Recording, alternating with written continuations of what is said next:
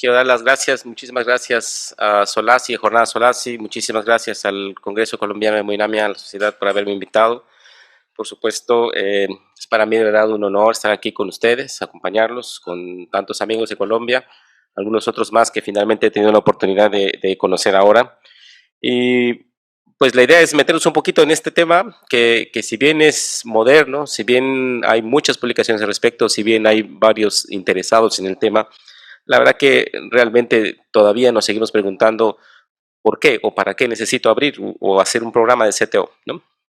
Y el panorama no está sencillo, porque desde hace algunos años, pues ustedes han visto una serie de publicaciones donde incluso se sataniza la utilización de stents en angioplastia coronaria, y donde incluso este tipo de publicaciones en New York Times diciendo que, vaya, el uso de estos dispositivos en realidad era un peligro, ¿no?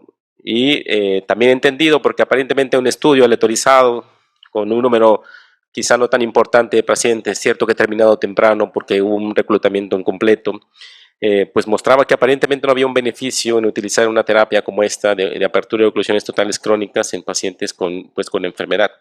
Y cuando algunos estudios que evaluaban la función ventricular o mejoría de la contractilidad, pues también resultaban negativos aparentemente. Analizando, por supuesto, y recordando, la gran mayoría de las oclusiones totales crónicas pues son oclusiones totales en coronaria derecha, circunfleja, y estos pacientes aleatorizados aquí, muy probablemente cuando intentemos ver alguna de estas medidas, pues veremos que no mejoran en ese sentido esto que estamos pidiendo, le mejorar la función ventricular y mejoría en la contractilidad. Y qué decir de esto, que pues es muy reciente, donde prácticamente pacientes con disfunción ventricular, enfermedad multivaso, el darle tratamiento médico versus hacer angioplastía, pues la verdad que no hay diferencias. Entonces, la verdad que con todo este escenario y todos esos resultados es válida la pregunta, ¿no? ¿Para qué necesito abrir un programa de CTO si estos pacientes eventualmente pueden estar con tratamiento médico y nada? Quizá que estamos equivocando, y eso es un punto muy importante, cuáles son las indicaciones para abrir una oclusión total crónica, ¿sí? Es cierto que estamos pidiendo lo que mejore la función ventricular, estamos pidiendo que se le quite la miocardiopatía, o estamos exigiendo que mejore la sobrevida. Pues la respuesta a esto, por supuesto, es no, ¿no? La única indicación quizá para mejorar o abrir una oclusión total crónica es mejorar los síntomas y la función y la calidad de vida de algunos pacientes. Y esto, pues en los registros que vaya del EuroCTO Trial, por ejemplo, pues justo es lo que hemos visto. Hemos quitado esta perspectiva de exigirle a la oclusión total crónica o a la apertura de las oclusiones totales crónicas que mejoren sobrevida, que mejore mortalidad y darle únicamente el contexto que requiere, mejorar la calidad de vida, y en esto vaya que sí que ha mejorado, y vaya que sí que ha impactado mucho. ¿Y por qué? Porque porque tenemos pacientes así, ¿no? Por supuesto que tenemos pacientes recurrentes que a pesar de tratamiento médico han venido, por supuesto que tenemos pacientes que eran activos, iban al golf, ahora que están acá afuera, o caminaban o hacían alguna parte de aquí, gustaban de ir a algunas, otras actividades, y que debido a la complejidad de la anatomía coronaria que tienen, las oclusiones totales crónicas que tienen, la disfunción, etcétera, los pacientes han disminuido su capacidad para hacerlo. Y esta es una pregunta válida, ¿no? Cierto que nadie quiere vivir para siempre, pero nadie quiere estar muriendo todos los días. Y bueno, la verdad que esto pues no es nuevo, es una entrevista que se hace a Andreas Grusnin y hace una pregunta bastante válida, que tenemos un problema con las oclusiones totales crónicas. Es un problema porque mientras no logremos resolver esto, la verdad que no estaremos enfrentando a toda la patología coronaria en su complejidad y no sabremos eventualmente, o no habremos resuelto esta cuestión de la enfermedad multivaso, ¿no? ¿Y por qué es importante? Pues porque, querramos o no, entre el 15-20% de todos los cateterismos que eventualmente hacemos en enfermedad coronaria multivaso son oclusiones totales crónicas. Entonces, tenemos una población ahí que eventualmente el tratamiento de estos pacientes no solo es la parte médica, sino tendremos que hacer posiblemente algo. Pero esto pues ha cambiado bastante porque por la perspectiva incluso del cardiólogo clínico o del cardiólogo intervencionista, pues es muy variable. ¿Por qué? Porque no creemos que esto mejore, porque no creemos que esto mejore la calidad de vida, y porque cuando tenemos un paciente así, donde desafortunadamente hay una lesión en la coronaria derecha, por ejemplo, no tiene mayor problema, un segmento corto, una lesión tipo A, con una medicina nuclear como esta, la verdad que la gran mayoría no tendría duda en poner un stent ahí e incluso no solicitarían un estudio de perfusión miocárdica. No puedo ver el video por cuestiones aquí técnicas. Pero bueno, si conocemos un poquito la historia de este paciente, veremos que su nombre es 68 años, es diabético, tuvo angina, ¿cierto? Con una prueba positiva y un ecocardiograma con estenosis aórtica que vamos a llamarle que es ligera, gradiente medio de 15, velocidad en 2, sin alteraciones de la movilidad, un cateterismo que reporta estas cosas. Enfermedad intermedia de la circunfleja, así es que no es significativa, oclusión de la derecha con un 97% de lesión y una oclusión total crónica de la circunfleja.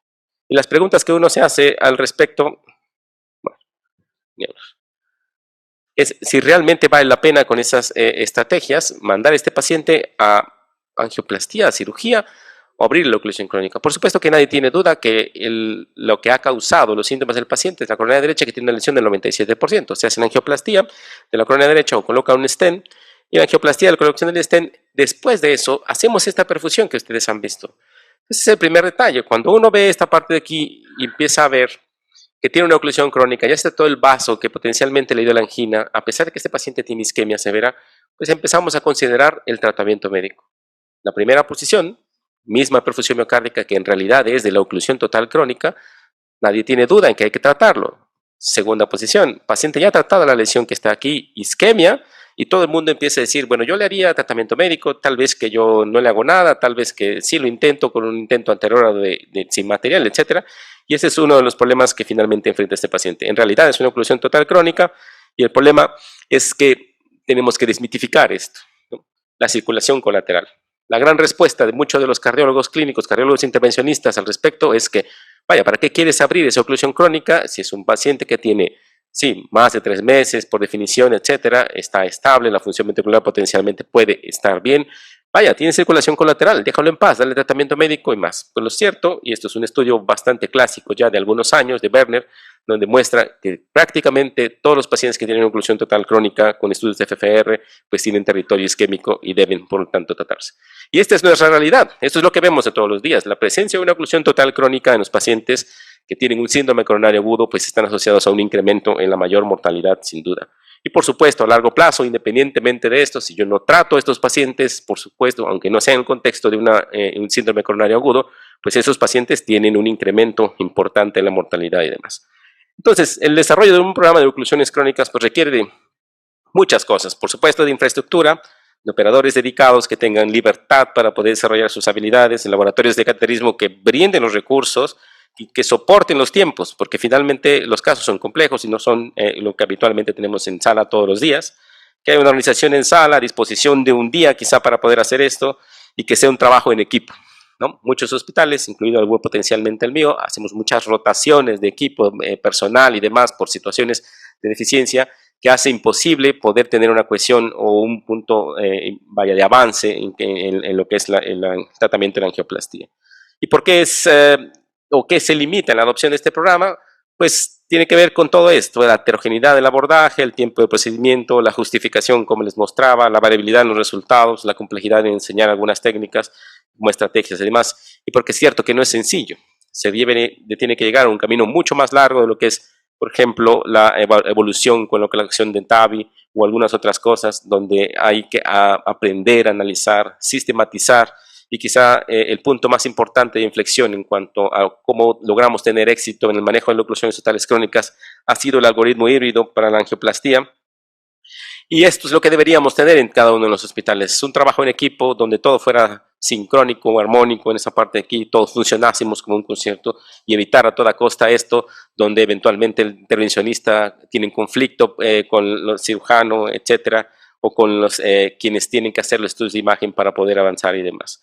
Hay que reconocer que es un procedimiento laborioso, que es un tiempo que, vaya, que requiere mucho más tiempo de sala, que requiere más tiempo de fluoroscopía, que requiere más stents y balones utilizados y por supuesto guías, pero también hay que reconocer que la evolución ha mostrado que la sistematización, el aprendizaje de estas nuevas técnicas y demás, pues nos ha hecho mejorar mucho en el resultado, en los porcentajes de éxito. Solamente para comparación, 53% en Syntax 1 que tenían éxito versus 87% en el estudio Syntax 2. Y si alguno ha pensado, bueno, mejor lo operamos, pues hay que recordar que la permeabilidad de los injertos venosos, en la mayoría de los casos, en América Latina al menos, pues tampoco es el mejor.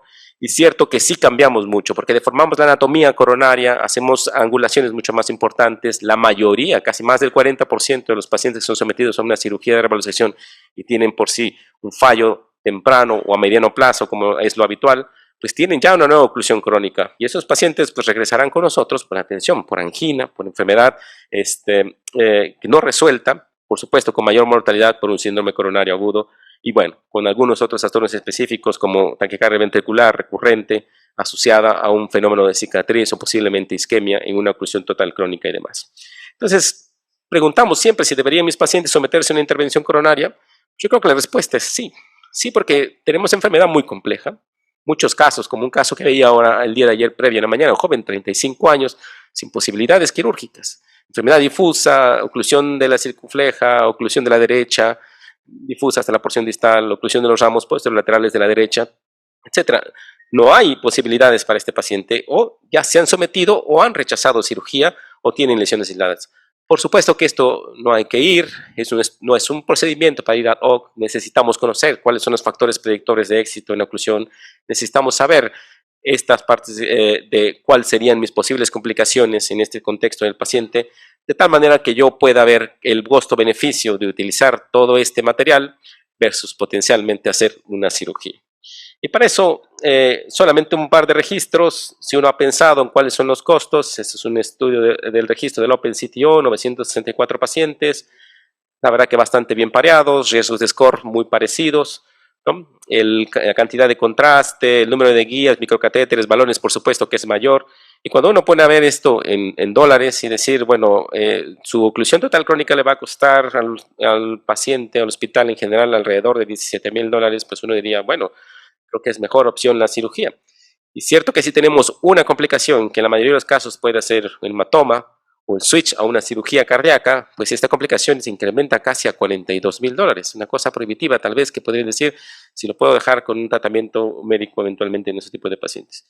Lo cierto, como les he mostrado, por supuesto, es que el éxito no depende tanto del programa tal vez, sino de poder hacer algo mucho más sistemático y poder ofrecer a los pacientes algo. Y por si tenían duda de los costos de cirugía, este es el grupo de Virginia, reporta en relación a esta cantidad de pacientes, 18 hospitales, el costo promedio sin complicaciones de una cirugía cardíaca está alrededor de unos $36,580.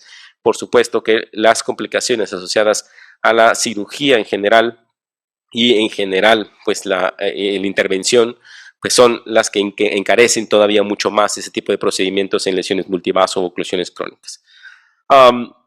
La mayoría de las veces en cirugía, pues lo que incrementa pues, es la intubación prolongada. En intervencionismo, por supuesto, es el éxito.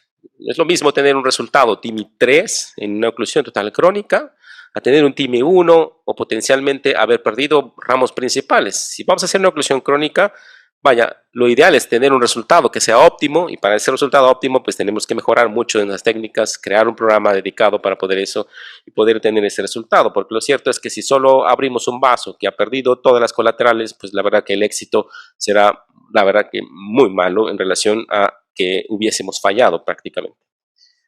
Bueno, aquí mostraba un caso, pero pues yo creo que por estas situaciones del video no fue posible, pero esto es que verdad que no estamos peleados con la cirugía cardíaca. Es un paciente con riesgo alto, score de syntax, vaya, con enfermedad en contexto, oclusión crónica, mi enfermedad muy difusa, el descendente anterior proximal con un aneurisma, oclusión crónica de la circunfleja que es dominante, la derecha enferma, por supuesto, sin opciones quirúrgicas de revascularización. Bueno, aquí vemos algunas imágenes, pero el postquirúrgico inmediato, vaya, elevación del ST en la cara anterior, eso por supuesto es el garbanzo, vamos a decirle, no es lo común, pero eso es lo que los cardiólogos en general clínicos y los cardiólogos intervencionistas nos enfrentamos. Un paciente que ya ha sido sometido, que fue evaluado, ¿no? Que la junta médica decidió que la mejor opción para este paciente era cirugía cardíaca y que desafortunadamente por distintos aspectos y todo, pues ahora está con las oclusiones totales crónicas, con un evento agudo en este contexto y demás. Y la verdad que uno nos preguntamos siempre qué va a suceder, cuál es la permeabilidad de estos injertos, el injerto venoso pues perdido y el injerto mamario pues también perdido, ¿no? Entonces, ¿Ahora qué? Segunda reexploración para corregir esto, choque, cirugía nuevamente, la otra mamaria. Pues la verdad es que no, lo que necesitamos hacer pues, es resolver lo que está pasando. Y lo que ha pasado en este contexto del paciente es que ha formado un trombo en el sitio de anastomosis con el vaso y por eso ha hecho elevación del ST. Por supuesto que la mamaria está perdida, no hay más cosas. Hemos recuperado el flujo de la mamaria únicamente. ¿Para qué? Pues para permitir que el paciente no tenga un síndrome coronario agudo asociado en este contexto y recordar que es una anastomosis fresca. Yo hago ahí, dilato, coloco un stent y demás, y seguro que lo que tengo siguiente es una perforación en este contexto del paciente. Entonces hemos decidido parar, evaluar por supuesto dónde estaba la intervención, recuperar el flujo y qué hay de la circunfleja, ¿no? Bueno, es una oclusión crónica, es una dominante, pues en contexto y para no tomar más tiempo de esta sesión, el paciente tuvo que ser sometido a un procedimiento de oclusión total crónica en el contexto de un fallo muy temprano de los puentes, por supuesto que por fortuna en un abordaje anterógrado, pero nos encontramos nuevamente con eso, es una oclusión crónica de un vaso dominante con unas marginales enormes que nos obliga a hacer técnicas de bifurcación de más de un solo stent para poder resolver el caso y para potencialmente poder ofrecer al paciente pues, un resultado al menos óptimo en esas características, ¿no? Segundo tiempo, por supuesto, planeado con todo el material que requerimos para poder hacerlo y por fortuna, pues un procedimiento que en el contexto del paciente más pues fue exitoso. Avanzo solo para concluir. Fundamentales de esto, pues tome su tiempo para planear, revise la cronografía, revise la inyección dual, revise las angiografías previas, considere hacer una evaluación con tomografía, reduzca el número de contraste, haga floor safe, reduzca la fatiga del paciente, del operador, reconozca cuándo parar, qué limitaciones tiene en su centro, aprenda a utilizar los nuevos dispositivos, confirmar viabilidad de isquemia, pues por supuesto, yo creo que son unos puntos también importantes, es hablar con el paciente y la familia. Conocer al enemigo sin duda nos hará ganar 1000 batallas, fallar no es más que el preludio de un éxito, entonces es importante saber que al inicio del programa, vaya, podemos tener muchas más fallas, pero vaya, esto es algo normal en el seguimiento y en el crecimiento de los pacientes o en el seguimiento de un programa de CTO y demás. Y que saber que la intervención coronaria en angioplastia, en oclusión total crónica, nos hará mejores operadores sin duda, porque podremos tener el conocimiento de algunos otros materiales que se utilizan en oclusión total crónica que nos sacarán de un problema, en el problema agudo del día a día, en el cotidiano, etcétera, porque nos incrementan en el uso racional de la radiación y demás. Y que he presentado en algunos casos, ya para concluir, es mi reinterpretación del decálogo del buen cuentista de Horacio Quiroga, que seguramente que alguno conoce, para ver que realmente intervención en oclusión crónica debe llevar un orden y debe tener un sentido. Y ese sentido, sin duda, es que el punto más importante de todo esto es el paciente.